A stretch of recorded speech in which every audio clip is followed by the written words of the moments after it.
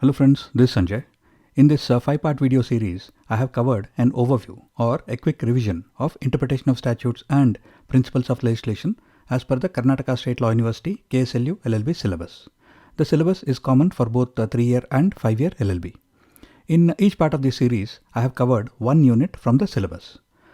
This is video 3, unit 3, Rules and Principles of Statutory Interpretation. In the previous parts of this series, I have covered the basics of statutes, the various types of statutes, and situations when interpretation of statutes may be required. We also saw all the internal and external aids to interpretation. And in this part, we will cover all the important primary and secondary rules or principles of interpretation.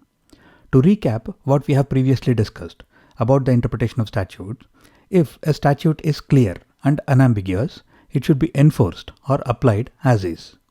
If a statute is not clear or it has some ambiguity, that is where the need for construction or interpretation comes in. First of all, the primary rules for interpretation should be applied. If required, the secondary rules or principles of interpretation should be applied to fine-tune the interpretation that has been done by applying the primary rules. And the most appropriate interpretation of the statute should be implemented or enforced on the intended subjects of the statute. Also, the presumptions of statutory interpretation should be applied in each step of the interpretation process, and any interpretation that goes against the presumptions should be discarded. For example, the presumption of constitutionality, which is the presumption that the legislature cannot make any laws to intentionally violate the Constitution. So, any interpretation which seems to violate the Constitution will be a wrong interpretation and must be discarded. We will be discussing 16 different rules or principles of interpretation of statutes, which are the primary and the secondary rules. But how are they classified? What is the rationale? In the true sense, these are not primary and secondary in a hierarchy. The basic idea here is that the primary rules are applied first for general interpretation of statutes, and if required, the secondary rules or principles are applied in specific contexts. For example, the literal rule or the golden rule are applied first, and if the statute is a taxation or a penal statute, you may also apply the rule of strict construction. And if the statute is a welfare, environmental, or a consumer protection statute, you may apply the rule of beneficial construction. In most books, the first four, that is, the literal rule, the golden rule, mischief rule, and harmonious construction, are considered primary, and the others are considered secondary. In other books, even purposive approach and reasonable construction are considered to be primary, and the rest as secondary. The literal rule means that the judges should interpret the law literally, based on the text or the words of the law, using the ordinary and plain meanings of the words. Over the years, the courts have set out some basic principles on how to use the literal rule. Every word in the statute should be given meaning, as no word is unnecessarily used, which means that the law should be read in its entirety. Selectively reading some parts and ignoring the other parts is not literal interpretation. One should not presume any omissions, and nothing should be added by the court, which means that the court should not assume that the legislators missed out something and try to supply that missing part. Whether something seems extra or something seems to be missing, the interpretation should be literal. Normally, all words and terms are interpreted as per their ordinary meanings. If any term used in the statute is supposed to have a special meaning, then the statute itself should specify the same. This is usually done in the definition section. Technical words are given ordinary technical meanings if the statute has not specified any other.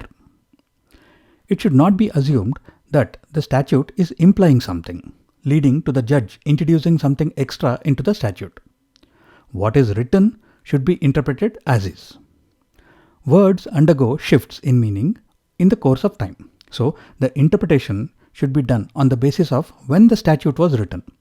For example, before the Industrial Revolution, the word manufacture meant made by hand, and it evolved from the Latin term manufactus. And now, manufacture means mass production, usually in a factory. So, while interpreting a statute which has this word manufacture, the date when the statute was written should be taken into consideration. And words acquire significance from their context. For example, if a statute is related to fashion or apparel, then the word clutch may refer to a woman's purse, whereas in a law related to automobiles, clutch will refer to a transmission component of a vehicle. And a consideration before applying the literal rule is that it should not be applied if it is leading to an absurd result or it is defeating the purpose of the statute. And if one of the parties is claiming that the words used in the statute actually mean something other than their normal meaning, then that party has to prove the same. First of all, the judge should try to interpret a statute literally, that is, based on the normal meanings of the words used. If such a literal interpretation is leading to an absurdity or a contradiction, then the golden rule must be used.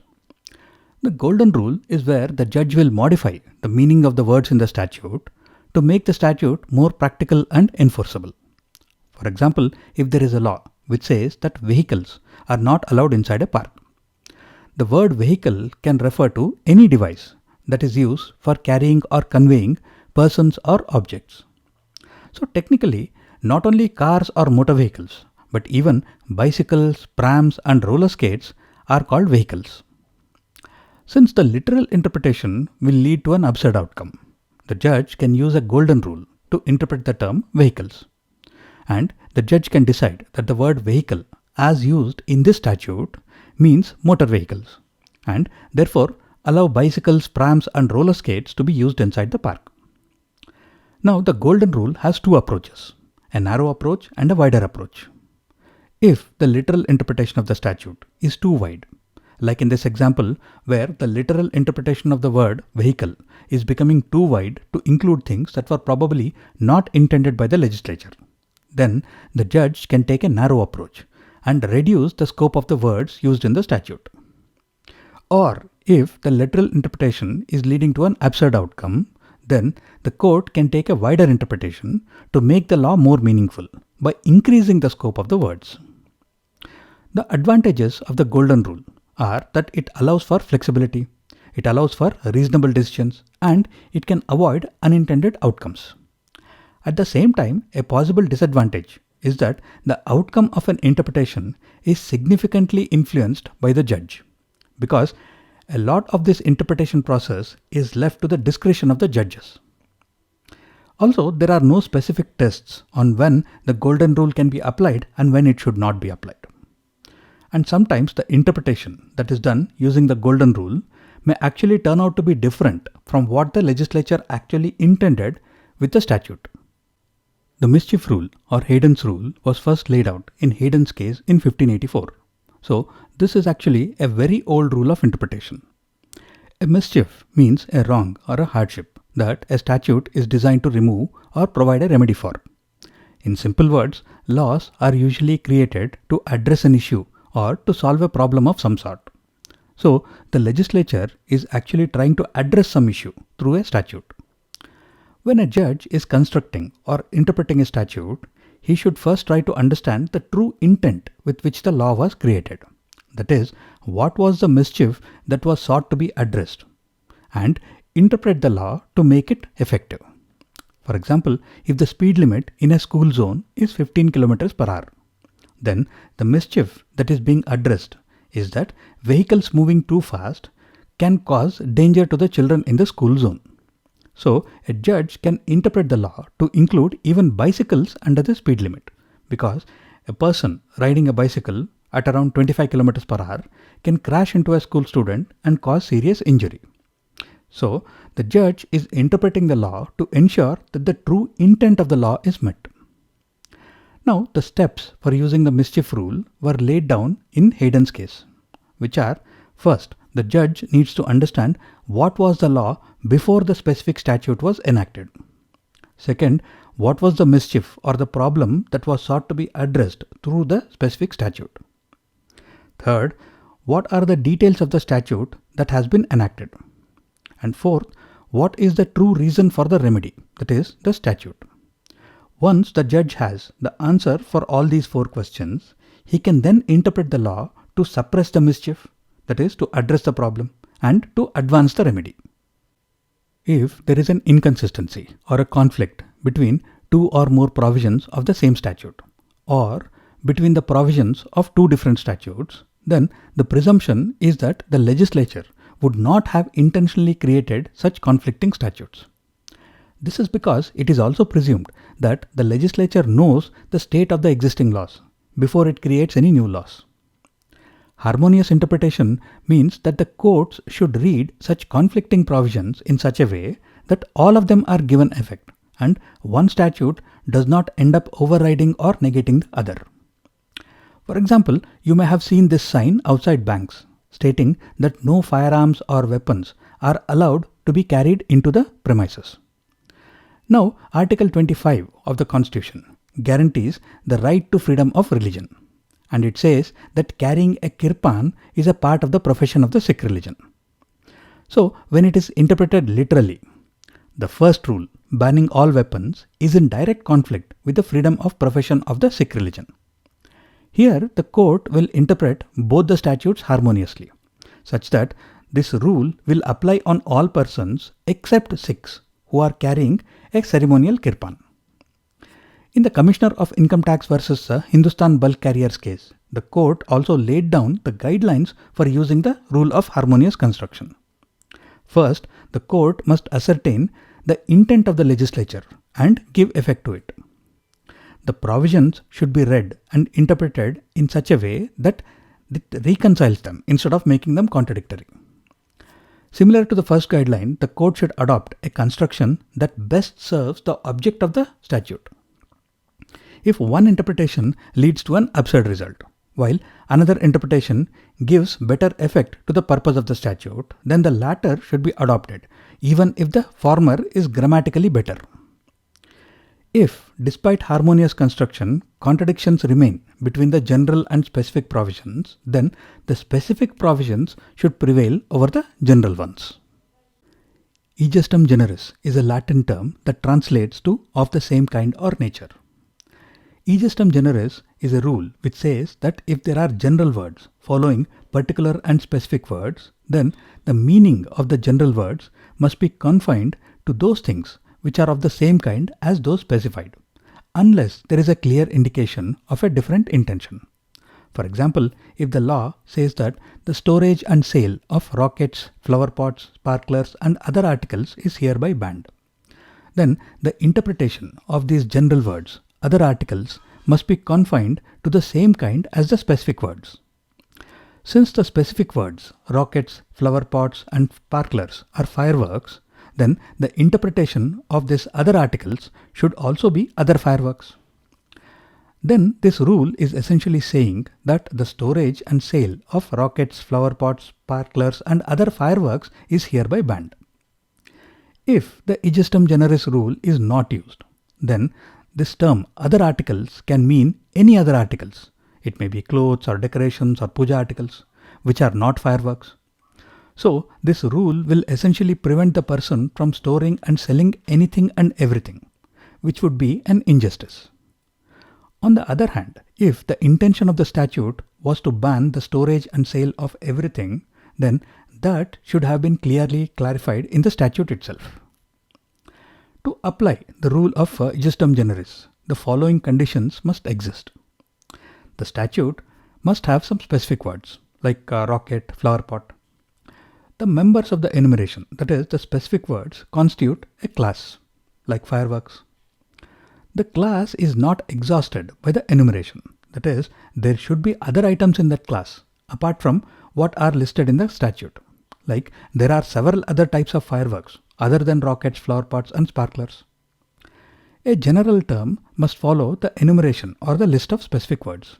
Like here, other articles is a general term that follows the specific words. There is a distinct genus which comprises more than one species. In simple words, all of the fireworks can be put into a single class or a genus. There is no clearly manifested intent that the general term be given a broader meaning that the doctrine requires, which means that the statute does not clearly indicate that the scope of these words, other articles, is to cover articles other than fireworks. If all of these conditions are met, then the rule of Ejusdem generis can be used. Noscitur e sociis is a Latin phrase that means it is known by its associates. This rule says that while interpreting a statute, the meaning of a word in that statute should be known from its accompanying or associating words. For example, if the law says that throwing trash into lakes, rivers, streams and other bodies of water is a crime, and there is a need to precisely decide the meaning of this other bodies of water, that is where the Noscitur e sociis rule can be used. Since lakes, rivers and streams are natural bodies of water, this law can be said to include the sea as well. So, throwing trash into the sea is also a punishable crime. However, a swimming pool, although it is a body of water, it is not a natural body of water. So, swimming pools are not covered under this law. Another principle to remember in the context of this rule and other rules is that the same words will bear the same meaning in the same statute. Once you have decided as to what is the meaning of these words, other bodies of water, that meaning will apply wherever these words have been used in the same statute. You cannot keep changing the meaning of the words from one part of the statute to another. Unless, of course, there is a context as to why the meaning should be different in different parts of the same statute. Or there is a proper reason for changing the meaning. Or if using the same meaning in different parts of the same statute is causing some absurdity or injustice. Or if there is a different circumstance that is being dealt with in a different part of the statute. Or if the same words have been used in different contexts in different parts of the statute. You may also notice that this rule, Noscitur e sociis, is similar to the rule of Ejusdem generis. Well, there is a difference. The Ejusdem generis rule is applicable in situations where the words used in the statute are more general. Like if this law said that throwing trash into lakes, rivers, streams and other places is a crime. The words other places is very generic and the Ejusdem generis rule can be used. But here the words that are used are more specific, that is other bodies of water. So the Noscitur e sociis rule can be used here. Reddendo singula singulis is a Latin maxim that means let each be put in its own place. This rule says that when a sentence in a law has several parts, then each part should be interpreted in connection with the words that are closely related to it.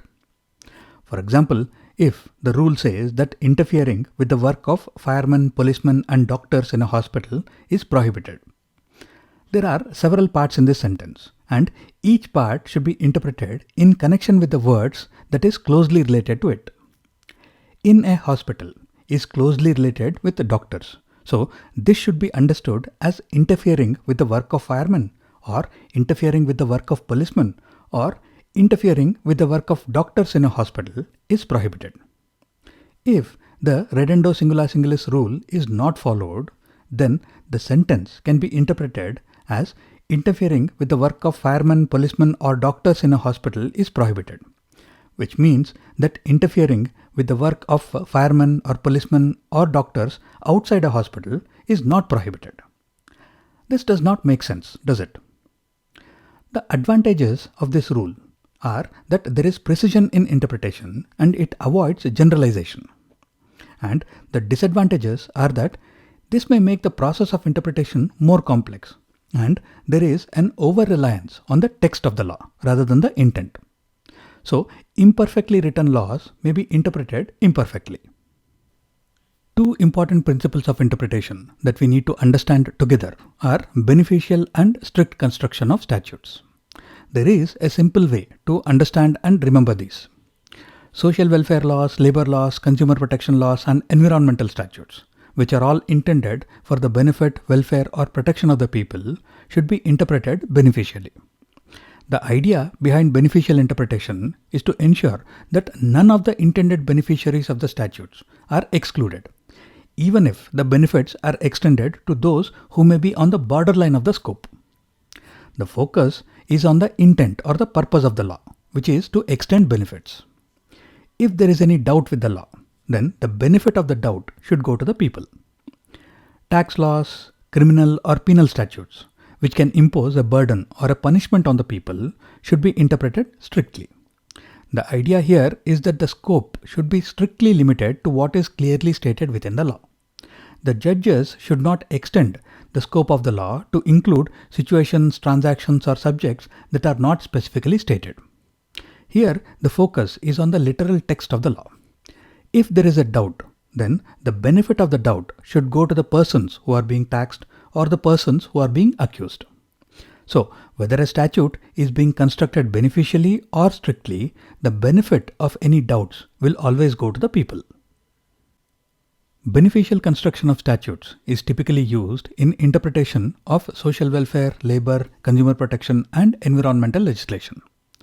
The main purpose of such legislations is the welfare of the people, to extend some benefits, or for the protection of people.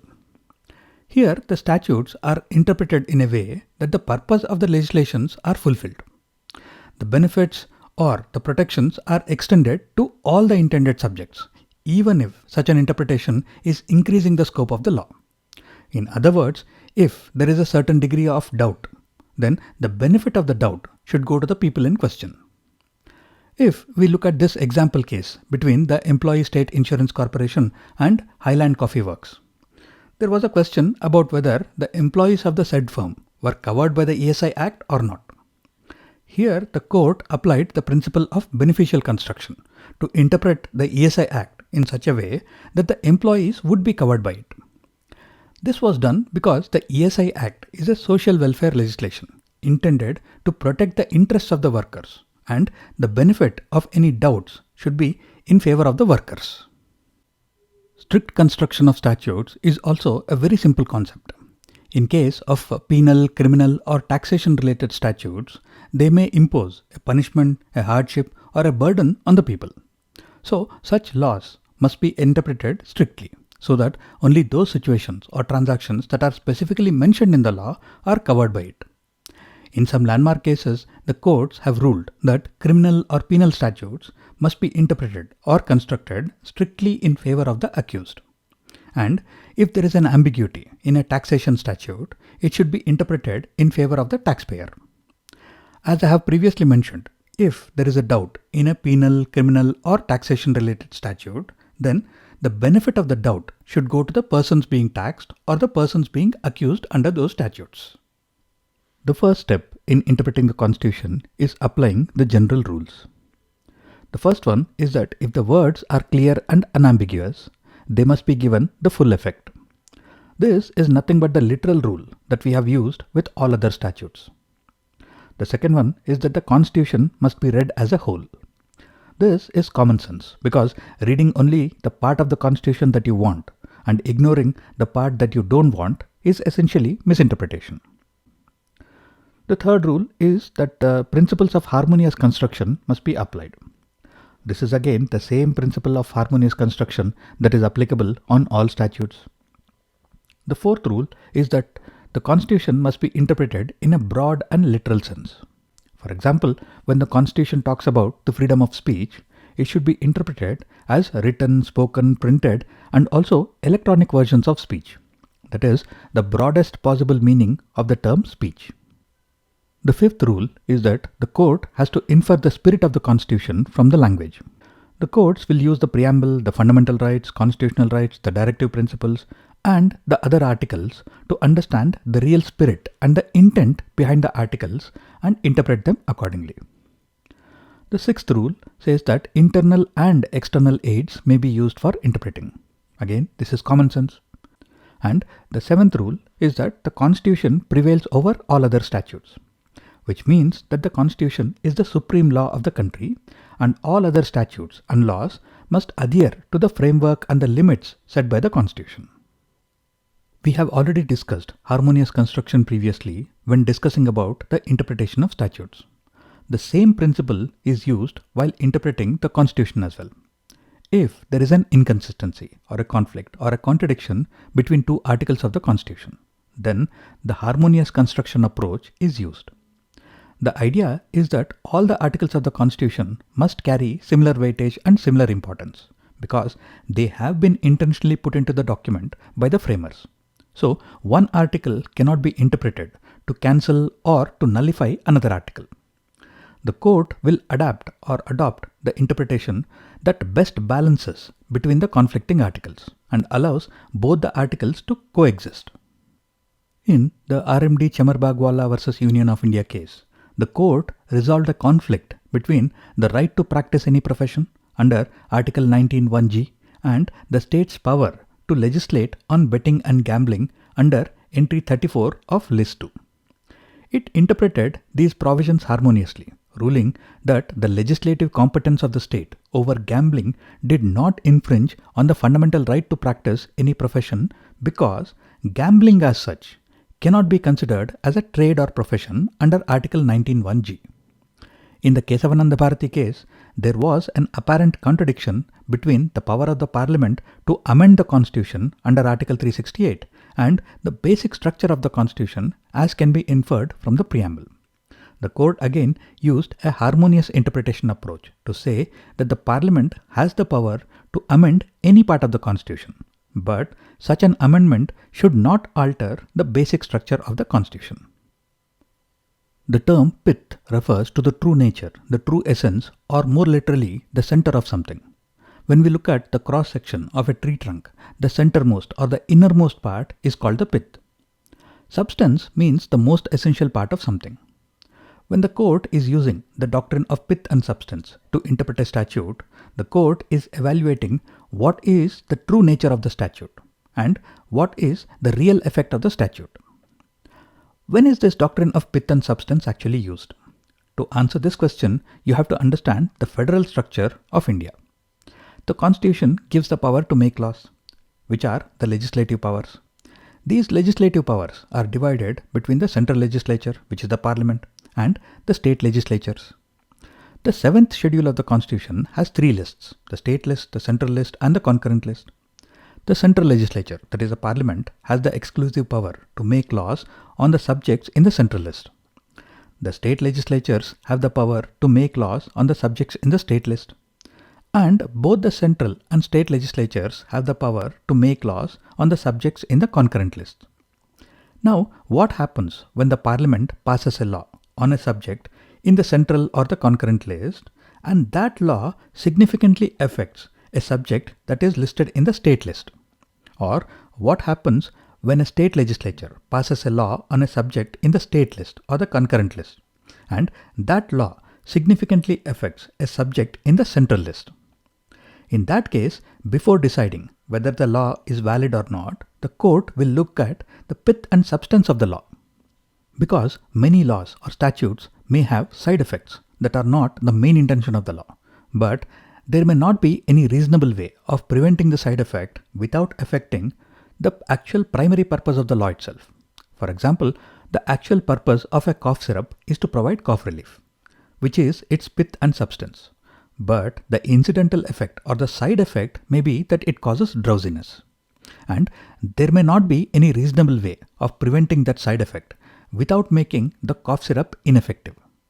So, if the actual pith and substance of the law show that it is aimed at a subject that is within the powers of the respective legislature, then the side effect will not make the law invalid. In the State of Bombay versus F.N. Balsara case, the court considered the pith and substance of the Bombay Prohibition Act and determined that its main intention was to impose prohibition on alcohol, which is within the remit of the state legislature. The side effect of this act was on medicinal and toilet preparations that also contained alcohol. And these medicinal and toilet preparations containing alcohol are actually on the union list. Since this was an unintentional side effect of the act, the court held that it will not make the law invalid.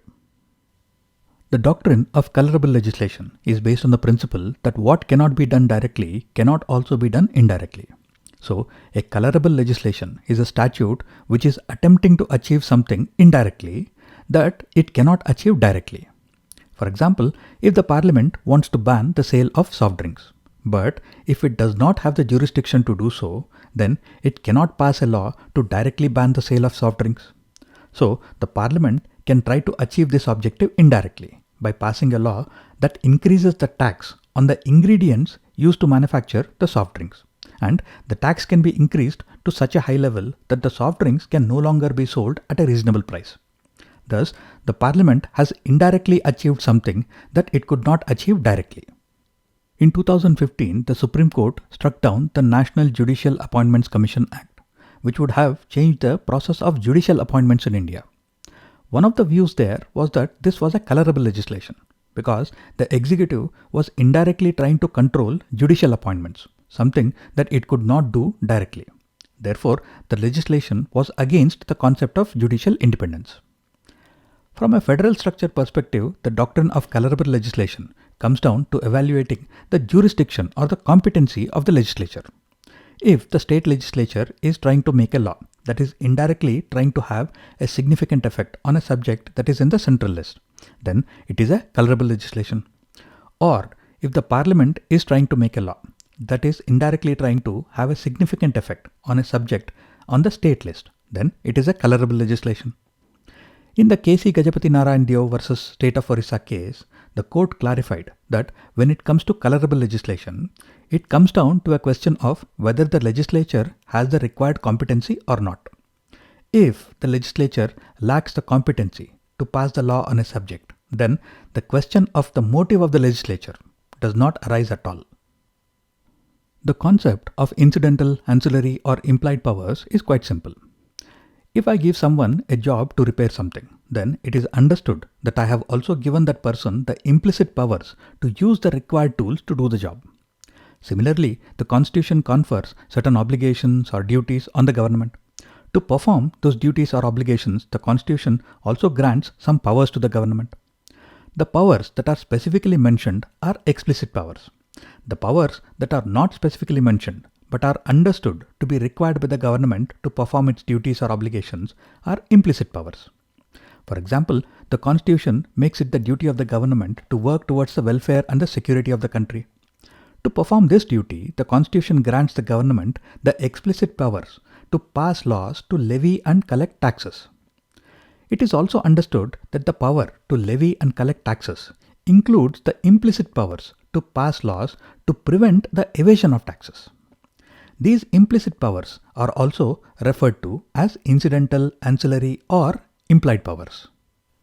These implied powers are logical because they allow the legislature to work effectively by allowing it to pass laws that are necessary and connected to already enacted laws. While deciding if any powers can be implied or not, there are two ground rules that the court will always follow. First, the implied or the incidental powers must be genuinely required for the exercise of the main power and not merely for convenience. And the connection between the main powers and the implied powers must be real and close and not remote and tenuous. Like in the example I mentioned, the implied power to create laws to prevent the evasion of taxes is genuinely required for the exercise of the main power to create laws for the levy of taxes. And the connection between these two powers is actually real and close. The principle of incidental or implied powers was reiterated by the court in the state of Rajasthan versus G. Chawla case, where the court held that the power to legislate on a topic includes the power to legislate on an ancillary matter, which can be said to be reasonably included in the main topic. Suppose there was some land which did not belong to anyone, and two farmers, Bharat and Sharat, noticed that the land was vacant and both of them thought that they could make use of it. One fine day, Bharat went to take over that land, but he found that Sharat had already come there before him and had already occupied that land. So, Bharat could no longer do anything on that land because the land was already occupied. This is how the concept of occupied field works. To understand the concept of occupied field in the legal context, we have to look at how the three lists in the 7th schedule of the Constitution are structured. The central list has the subjects on which the Parliament has the jurisdiction to pass laws. The state list has the subjects on which the state legislatures can pass laws. And the concurrent list has the subjects on which both the Parliament and the state legislatures can pass laws. What if the Parliament has passed a comprehensive law on a subject in the concurrent list, and subsequently the state legislature passes a law on the same subject? So, which law should be followed? Which law takes precedence? Well, this is where the concept of occupied field comes into play. If the subjects on the concurrent list are fields, then only one law can occupy any field at any time. That is, only one law on the same aspect or the same scope of the subject can be valid at any time. If the Parliament has already passed a comprehensive law that covers all the aspects or the complete scope of any of the concurrent list subjects, then there is no more space left for the state legislature to legislate. And the central law has already occupied that field. And the state legislature should not pass a new law on the same subject. Even if they do so, it will be void.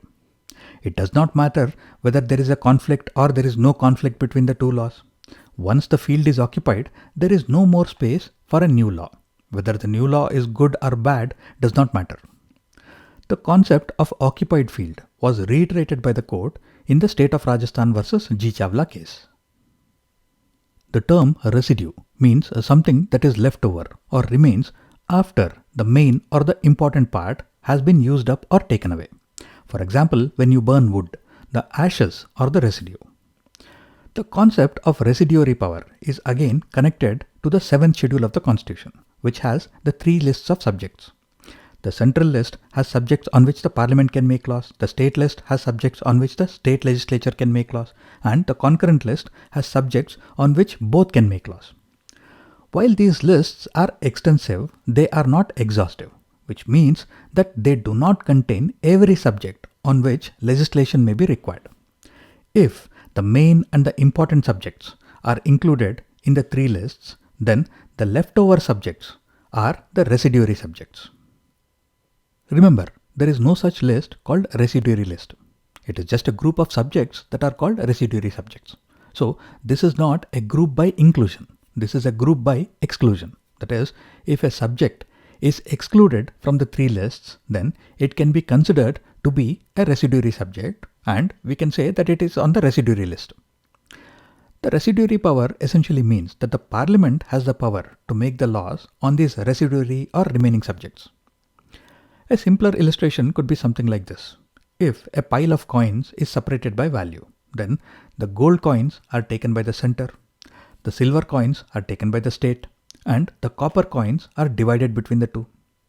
The tin coins are left over. These are the residue. These are not so precious, but they are still coins. And here the Parliament has the residuary powers to take them for itself. In the 1963 State of West Bengal versus Union of India case, the court reconfirmed the concept of residuary powers by ruling that the Union, that is the Parliament, had the authority to legislate on a matter that is not explicitly covered by any of the 3 lists, which in this case was the subject of nationalization of industries, which is not specifically mentioned in any of the 3 lists. Therefore, it becomes a residuary subject, and the Parliament can legislate on the subject. In the Indian legal context, the word repugnant indicates a conflict or a contradiction or an inconsistency between 2 laws or 2 provisions. The word repugnant is also used in Article 254 of the Indian Constitution, from where this doctrine or principle of repugnancy actually comes from. This article says that if there is a contradiction or a conflict between a law made by the state legislature and a law made by the Parliament, this is a situation of repugnancy. In such a situation, the law made by the Parliament will supersede or prevail over the state law, up to the extent of the repugnancy. If only a part of the laws or some provisions are repugnant, then the central law will override the state law only to the extent of those repugnant parts. But if there is a complete repugnancy between the 2 laws, that is, there is a complete contradiction or a complete conflict, then the central law will fully override the state law. There is also an exception given in clause 2 of the article, which says that the state law can prevail over the central law on the concurrent list subject if it has been reserved for consideration and receives the assent of the President. This exception again has another exception, that even if the state law has prevailed over the central law thanks to a presidential assent, it does not prevent the Parliament from passing another law on the same subject that adds to, amends, varies, or completely repeals the state law. The principle of repugnancy was confirmed by the Supreme Court in the M. Karunanidhi versus Union of India case, where it held that if the provisions of a central act and a state act on a concurrent list subject are fully inconsistent and absolutely irreconcilable, then the central act will prevail and the state act will become void in view of the repugnancy. Since we have just discussed the concepts of occupied field and repugnancy, both of them appear to be similar. So, what is the difference between these two? I can explain it like this. Both occupied field and repugnancy affect laws on concurrent list subjects, where both the center and the state have the competency to make laws. In an occupied field situation, the center has already made a comprehensive law that occupies the complete scope of the subject. So there is no more space left for the state law to occupy. So the states should not make any laws on that subject, and even if they do so, such laws will be void. In a repugnancy situation, the center has made a law that occupies only a part of the available scope, and the state legislature has made a law that occupies another part of the scope. And there are some parts of both the laws where there is a contradiction or a conflict. Then the central law will prevail over the state law, to the extent of the contradiction or the conflict. This approach ensures that between the central law and the state laws, the complete scope of the subject is covered and only the contradiction is removed. Of course, due to the exception in clause 2 of Article 254, the state law can prevail over the central law if the President has considered the conflict and given assent for the state law to prevail.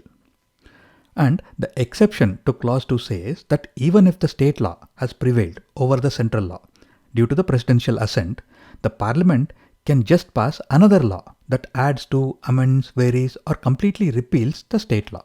So ultimately, the Parliament can supersede the state legislature. With that, we will end this video. If you have any questions or feedback, post a comment below, and I will see you soon in the next video. Take care and Jai Hind.